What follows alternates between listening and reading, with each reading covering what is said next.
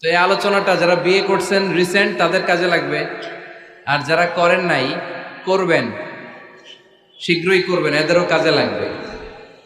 আর যারা মুরব্বী অনেক অভিজ্ঞতা ওনাদেরও কাজে লাগবে, ওনারা এটা শুনে নাতি নাত করতে শোনাতে পারবে, ঠিক কিনা? তাহলে কারোরই লস নাই। বিষয় কি? কথা বলে না। দম্পতি বোঝেন? বুঝেন? স্বামী আর স্ত্রী বানায় যেজন মিস্ত্রি, সে বড় আজব কারিগর ও মনরে সে বড় কঠিন কারিগর, ঠিক কিনা? পৃথিবীর প্রথম দম্পতি হচ্ছে সাইয়েদনা আদম আলাইহিস সালাম আর হাওয়া আলাইহিস সালাম। পৃথিবীর প্রথম স্বামী আদম আলাইহিস সালাম, প্রথম স্ত্রী হাওয়া আলাইহিস সালাম। ওয়া কুলনা ইয়া আদম উসকুন আনতা ওয়া যাওজুকাল জান্নাহ।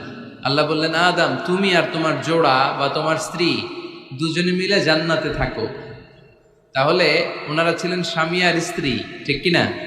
তাহলে এই দাম্পত্য সম্পর্কটা এটা জান্নাতি সম্পর্ক। কি সম্পর্ক?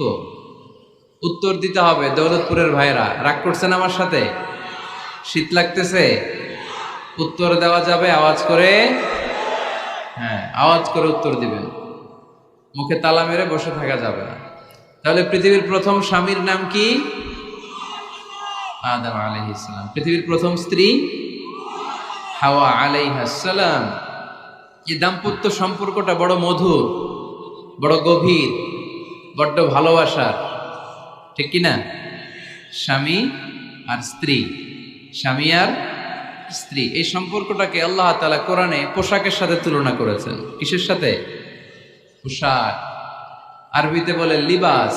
আরবিতে কি বলে?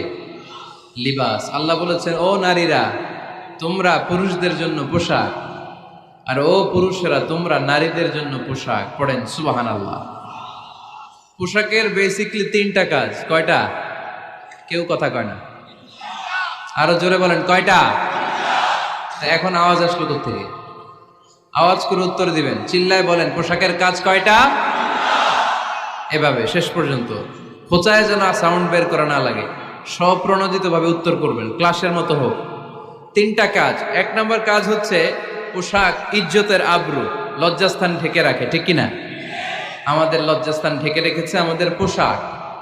ঠিক তেমনি স্বামী তার স্ত্রীর ইজ্জত হেফাজত করে, স্ত্রী তার স্বামীর ইজ্জত হেফাজত করে, স্বামী তার স্ত্রীর চরিত্র হেফাজত করে, আর স্ত্রী তার স্বামীর চরিত্র হেফাজত করে। এজন্য আল্লাহ একে অপরের উদাহরণ দিতে যে লেবাস বা পোশাকের সাথে তুলনা দিয়েছেন। সুবহানাল্লাহ পড়েন। পোশাকের দুই নাম্বার কাজ হচ্ছে সৌন্দর্য।